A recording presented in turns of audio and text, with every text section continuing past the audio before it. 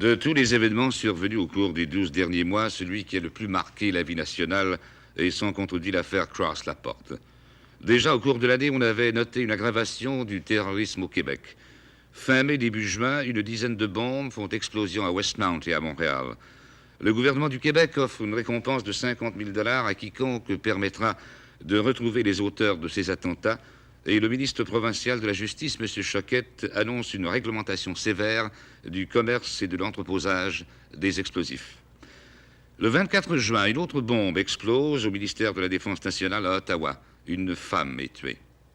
La police démantèle une cellule du Fonds de libération du Québec dont les membres sont, le 10 juillet, accusés non seulement d'avoir perpétré des attentats à la bombe, mais d'avoir conspiré pour enlever le consul général des États-Unis à Montréal. Puis, le lundi 5 octobre, à 8h15 du matin, une cellule du FLQ, la cellule Libération, enlève le commissaire de la Grande-Bretagne à Montréal, M. James Richard Cross. Sous prétexte de livrer un cadeau d'anniversaire, deux individus s'introduisent au domicile du diplomate, puis, sortant leurs armes, forcent ce dernier à monter dans un taxi, à bord duquel ils prennent la fuite. Une gigantesque chasse à l'homme s'organise, tandis que le Premier ministre du Québec, M. Bourassa, exprime la consternation et la réprobation que soulève un tel geste. Il reste que nous ne pouvons pas comprendre, nous, comme tous les Québécois, ni admettre, ni justifier un tel geste. S'il y a un endroit au monde où il y a une liberté d'expression pour tous les Québécois, c'est bien le Québec. Quels que soient les partis ou le régime, on peut le constater tous les jours, attaquer, dans la mesure où la vie personnelle n'est pas impliquée, impunément les dirigeants ou le système ou le régime. Les journaux à pleine page, dans certaines occasions, sont remplis de calomnies vis-à-vis les institutions comme telles. Alors, c'est pourquoi nous concluons que nous ne comprenons pas, dans une société civilisée comme la nôtre, qu'on puisse faire de tels gestes.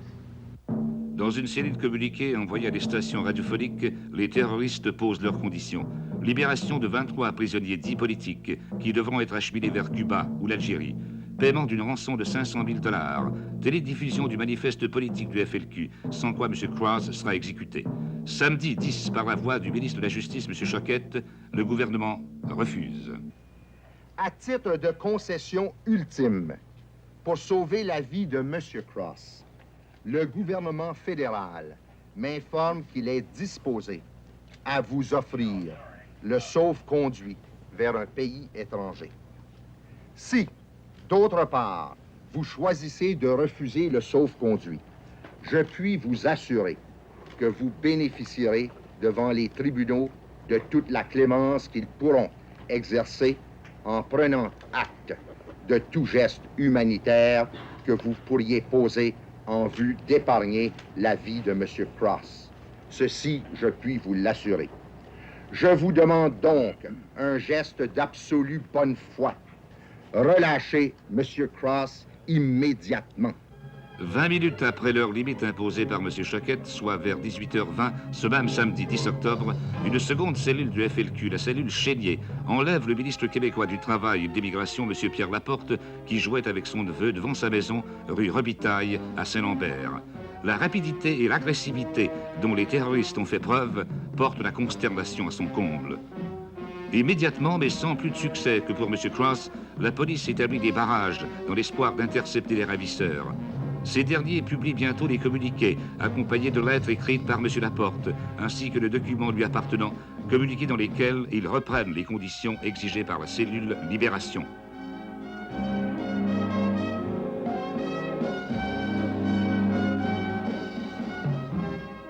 Pendant ce temps, M. Bourassa a réuni son cabinet à l'hôtel Reine-Élisabeth. Dimanche soir, 11 octobre, il se déclare prêt à négocier pourvu que le FLQ garantisse la vie sauve à M. Cross et Laporte. La valeur de notre peuple, son exceptionnel esprit de travail, son respect d'autrui et son sens de la liberté ne sont-ils pas les meilleurs gages de la victoire, de la justice et de la paix? Cette situation de fond, qui en fin de compte doit nous rassurer, ne doit pas nous faire oublier toutefois les problèmes extrêmement pressants et qui ont pour enjeu la vie de deux personnes, soit d'un homme politique typiquement québécois, et combien dévoué au progrès de sa communauté et d'un distingué diplomate étranger aux tensions qu'affronte notre société. Nous tenons tous, est-il besoin de le dire, à la vie de M. Laporte, de même qu'à celle de M. Cross. Le sort, dans un rare exemple de sa cruauté, a voulu que ce soit sur eux que repose le maintien de l'ordre public. Mais c'est parce que nous tenons véritablement à la vie de M. Laporte et de M. Cross que nous voulons, avant de discuter l'application des demandes qui sont faites, établir des mécanismes qui garantiraient que la libération des prisonniers politiques ait comme résultat certain la vie sauve aux 2 otages. Lundi 12 octobre, les cellules Libération et Chénier se mettent d'accord sur les conditions et désignent l'avocat Robert Lemieux comme leur négociateur. Maître Demers m'a donné l'impression que le gouvernement est sérieux et qu'il entend, en réponse à votre question, se rendre aux exigences ou aux conditions posées par les 2 cellules du front. Mais je dirais que j'ai parlé à un négociateur, à un représentant. Je connais M. Demers, nos discussions ont été courtoises et je ne peux vous dire que ça. Pendant que les forces de police combinées, travaillant sans relâche, vérifient soigneusement toutes les indications vraies ou fausses qui leur sont fournies, les négociations s'engagent entre le représentant gouvernemental, maître Robert Demers, et celui du FLQ, maître Robert Lemieux, qui, appréhendé pour obstruction à la justice, est relâché. Les négociations se déroulent au siège de l'Hydro-Québec, mais très vite on s'aperçoit qu'elles n'ont guère de chance d'aboutir. Le gouvernement s'en tient aux propositions énoncées samedi le 10 par le ministre de la Justice, soit un sauf-conduit pour les ravisseurs auxquels on pourrait joindre les 5 détenus éligibles à une libération sur parole. Maître Lemieux, qui s'en tient aux conditions premières du FLQ, déclare que son mandat est terminé. Les négociations sont rompues le jeudi 15 en soirée. J'ai imploré le gouvernement du Québec et le gouvernement d'Ottawa de se raviser et de ne pas se moquer ainsi du peuple du Québec. Et je suis toujours disposé, mais pas à l'heure actuelle parce que j'ai pas de mandat et moi je fais pas des choses que je suis pas autorisé de faire et je fais pas de prétention de vouloir faire une affaire quand j'ai l'intention d'en faire un autre. Comme le gouvernement qui s'est servi de moi puis qui m'a niaisé dans cette affaire. On assiste pendant ce temps à un mouvement de l'opinion publique. Mercredi soir, un groupe de personnalités québécoises recommande au gouvernement provincial de rejeter les pressions extérieures et de céder aux exigences du FLQ. Jeudi soir, 3000 personnes se réunissent au centre Paul Sauvé, réclamant à peu près les mêmes choses. L'atmosphère est extrêmement tendue et les orateurs lancent un appel au calme.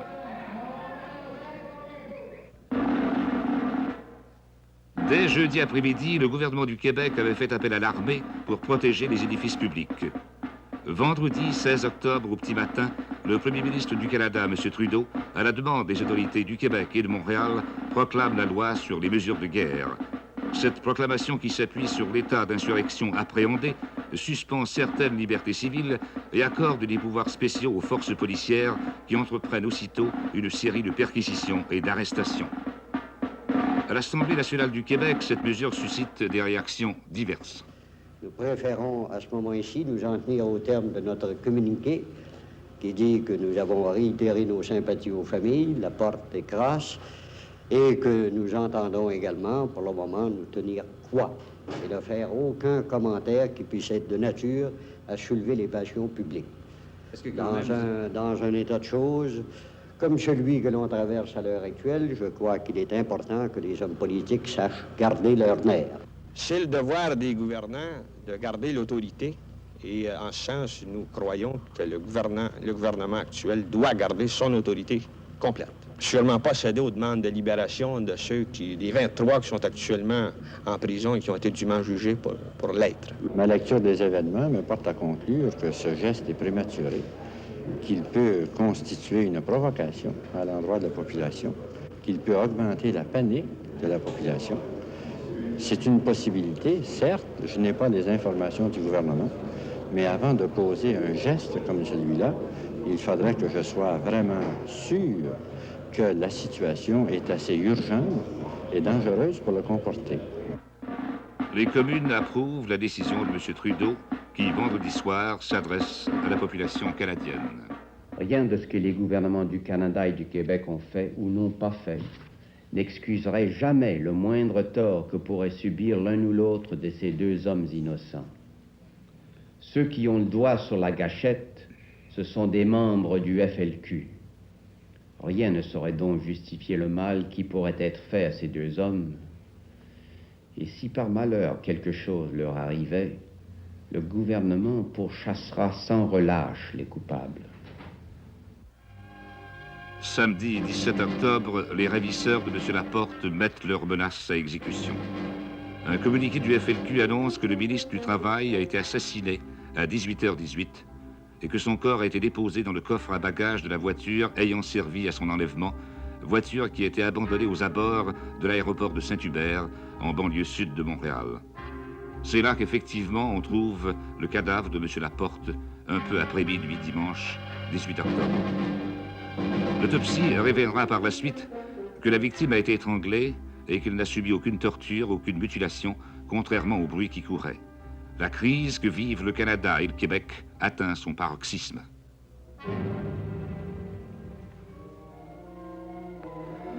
La dépouille de M. Laporte est mise en chapelle ardente au Palais de justice de Montréal, où les dirigeants du Québec et d'Ottawa, ainsi que des milliers de citoyens anonymes, viennent s'incliner.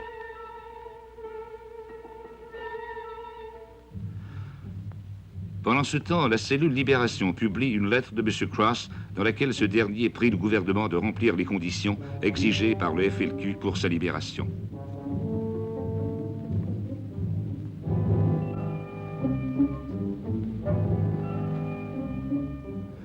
À la suite d'une information, la police est conduite à une petite maison située rue Armstrong à Saint-Hubert.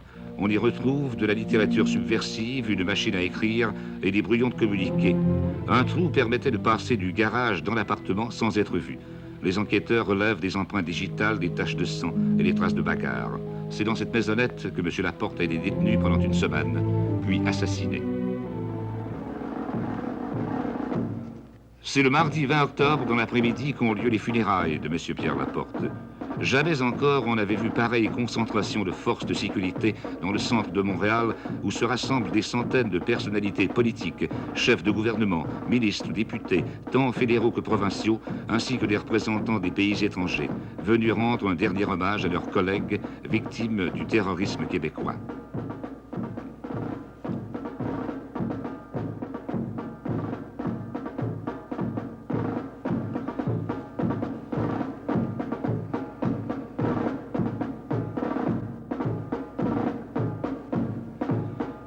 Le quartier de l'église Notre-Dame est transformé en un véritable camp retranché. Des barrières en interdisent l'accès, des soldats sont perchés sur les toits, les hélicoptères passent sans arrêt à basse altitude. Auparavant, on avait fouillé les maisons et jusqu'aux bouches d'égout. Conformément à la volonté de Mme Laporte, il s'agit de funérailles privées. Cependant, la présence de messieurs Trudeau et Bourassa, de tous les députés de l'Assemblée nationale du Québec et d'une centaine de députés fédéraux confère à la cérémonie un caractère national.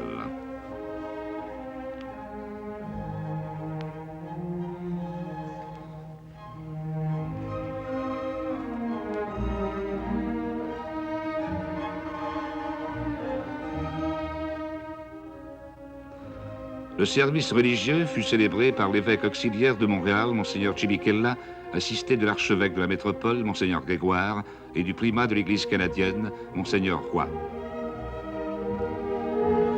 Simultanément avait lieu en la basilique Notre-Dame d'Ottawa une messe commémorative à laquelle assistait le gouverneur général du Canada, M. Michener, deux anciens premiers ministres, M. Pearson et Diefenbaker, ainsi que les représentants du corps diplomatique. D'autres services commémoratifs ont été célébrés dans de nombreuses paroisses de Montréal et du Québec. Le corps de Pierre Laporte fut ensuite transporté au cimetière de la Côte-des-Neiges où eut lieu l'inhumation en présence de la famille et des proches seulement. une période de deuil officiel de 2 jours avait été décrétée sur l'ensemble du territoire québécois.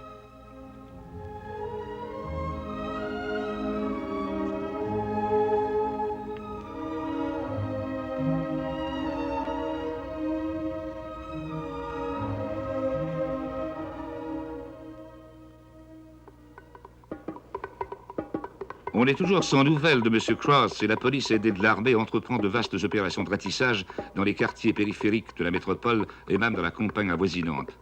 Au 26 octobre, 375 personnes sont arrêtées, dont 200 relâchées, sans qu'on ait réussi à mettre la main sur les principaux suspects, Marc Carbonneau, Paul et Jacques Rose, Bernard Lortie, Francis Simard et Jacques Langteau. Vendredi 6 novembre, on arrête Bernard Lortie dans un appartement du chemin de la Reine-Marie. Mais ses complices, les frères Rose et Francis Simard, cachés dans une garde-robe à double fond, échappent à la police. À l'enquête du coroner sur la mort de Pierre Laporte, qui débute le samedi 7 novembre au quartier général de la Sûreté du Québec à Montréal, Lortie admet avoir pris part à l'enlèvement avec les frères Rose et Simard, mais il affirme ne rien savoir de l'assassinat. En ce même lieu commencent les comparutions de personnes arrêtées en vertu de la loi des mesures de guerre. Puis, à part une lettre de M. Cross du samedi 21 novembre, plus rien, jusqu'au jeudi 3 décembre. Ce jour-là, après 2 semaines de recherche et de surveillance, la police a acquis la certitude que le diplomate britannique est détenu dans cette maison de la rue des Récollets, à Montréal-Nord. Le quartier est encerclé, la maison cernée, les voisins évacués. Les ravisseurs de M. Cross se savent découverts. 2 de leurs comparses ont été arrêtés la veille et dans la nuit, on leur a coupé l'électricité et le téléphone. Ils sont forcés de négocier.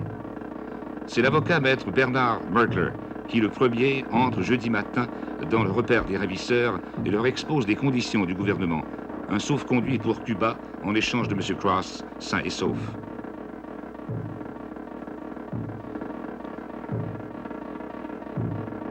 L'échange aura lieu à Terre des Hommes, au pavillon canadien proclamé territoire cubain. Le représentant du Cuba se rend sur place pour accueillir le diplomate et les terroristes. Vers 1h30, les négociations sont terminées et M. Cross, accompagné des membres de la cellule Libération, soit Marc Carbonneau, Jacques Langteau et Pierre Séguin, sortent de la maison de la rue des Récollets à bord d'une vieille voiture que conduit Carbonneau. Les terroristes sont armés et emportent avec eux leurs réserves de dynamite non amorcées. L'automobile prend place dans un cortège formé de véhicules de la police, cortège qui se dirige à vive allure vers Terre des Hommes.